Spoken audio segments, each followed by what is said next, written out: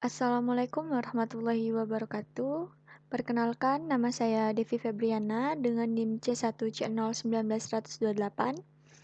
Untuk memenuhi tugas akuntansi keperilakuan dengan dosen pengampu Bapak Wirmi Eka Putra SE MSI, saya akan menjelaskan materi tentang aspek keperilakuan pada pengakumulasian dan pengendalian biaya. Yang pertama, sistem biaya tradisional versus biaya standar.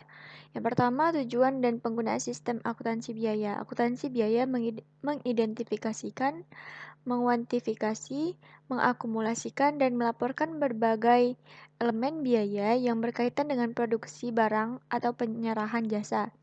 Akuntansi biaya memiliki dua tujuan, melalui akumulasi biaya untuk penilaian persediaan dan penentuan laba. Akuntansi biaya melayani kebutuhan pengguna eksternal seperti pemegang saham, kantor pemeriksaan pajak, dan kreditor. Dengan menyediakan manajemen dengan informasi biaya yang tepat waktu dan relevan, akuntansi biaya membantu dalam perencanaan, pengendalian, dan evaluasi aktivitas operasional harian dan orang yang bertanggung jawab untuk itu. Sistem biaya tradisional atau historis. Istilah tradisional atau historis mengacu pada sistem biaya yang membatasi input pada biaya historis dan mengusahakan penyerapan penuh atas biaya tetap dan variabel oleh unit produk atau jasa. Yang kedua, sistem biaya standar. Ruang lingkup sistem biaya standar itu mencerminkan pencampuran yang potensial efektif dari akuntansi dengan konsep pengendalian dari teori organisasi modern. Biaya standar adalah sasaran biaya per unit produk atau jasa yang ditentukan sebelumnya secara ilmiah, yang dikembangkan melalui studi teknik dan akuntansi. Biaya standar mencerminkan estimasi terinci dan canggih mengenai berapa biaya untuk melaksanakan suatu tugas tertentu atau menghasilkan suatu produk tertentu. Yang kedua, kompatibilitas dengan konsep teori organisasi modern. Langkah-langkah pengendalian menurut Edwin Kaplan. Yang pertama, penetapan tujuan organisasi. Yang kedua, penentuan pusat pertanggungjawaban yang sesuai dan penugasan fungsi kepada masing-masing. Yang ketiga, pengisian staf dari pusat pertanggungjawaban dengan individu-individu yang memiliki kemampuan, motivasi, dan pengetahuan yang mencukupi untuk melakukan fungsinya. Yang keempat, menciptakan jalur komunikasi antar pusat pertanggungjawaban dan unit organisasi lainnya, serta di mana perlu lingkungan eksternal. Yang kelima, pengembangan prosedur yang memastikan bahwa informasi yang mencukupi, relevan, dan tepat waktu sepanjang jalur komunikasi. Yang keenam, desain dan implementasi mekanisme pengendalian yang mengukur dan mengevaluasi kinerja dalam hal tujuan organisasi dan memberikan umpan balik mengenai penyesuaian yang diperlukan dalam tujuan dan atau kinerja. Yang ketiga, perhitungan biaya langsung atau variabel. Filosofinya yang mendasari untuk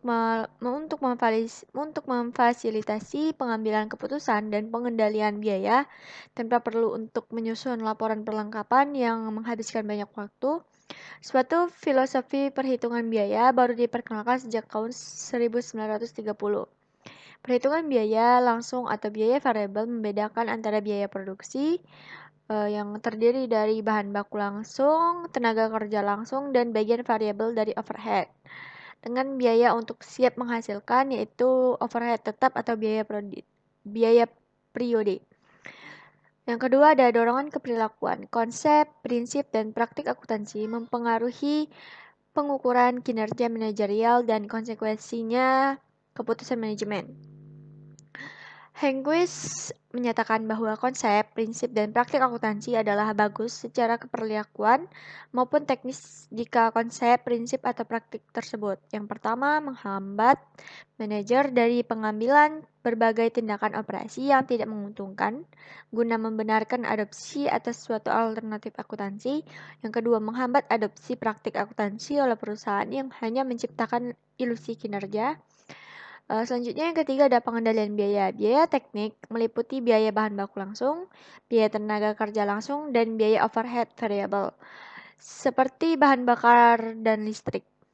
Biaya tetap dikomitmenkan atau biaya kapasitas adalah seluruh biaya organisasi dan pabrik yang terus terjadi atau tanpa memedulikan tingkat aktivitas dan yang tidak dapat dikurangi tanpa merugikan kompetensi organisasi untuk memenuhi tujuan jangka panjang.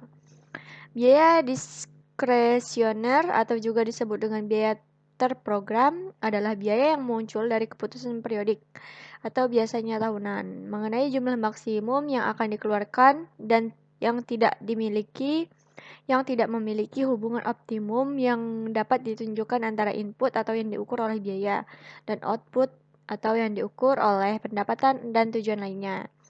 Biaya-biaya ini meliputi biaya seperti periklanan, audit, dan jasa konsultasi manajemen serta pelatihan sumber daya manusia. Yang keempat ada pengambilan keputusan. Beberapa situasi pengambilan keputusan. Yang pertama, keputusan bauran produk. Yang kedua, keputusan harga produk baru. Yang ketiga, penetrasi pasar. Yang keempat, penghapusan produk. Yang kelima, pesanan khusus. Yang keenam, kampanye iklan dan promosi. Yang ketujuh, keputusan mengurangi biaya. Yang kedua, yaitu aspek perilakuan dari langkah akuntansi biaya yang dipilih. Ada penetapan standar. Elemen yang paling berpengaruh dalam menentukan keberhasilan atau kegagalan sistem biaya adalah standar yang digunakan sebagai kriteria kinerja. Raymond Mills dan Roger Van mengemukakan 4 persyaratan utama bagi sistem pengendalian yang unggul secara keperilakuan. Yang pertama, standar haruslah ditetapkan dalam cara yang sedemikian rupa sehingga orang menerimanya sebagai sesuatu realistis dan bukan arbitrer. Yang kedua, orang-orang harus merasa bahwa mereka memiliki pengaruh dalam menetapkan tujuan mereka sendiri.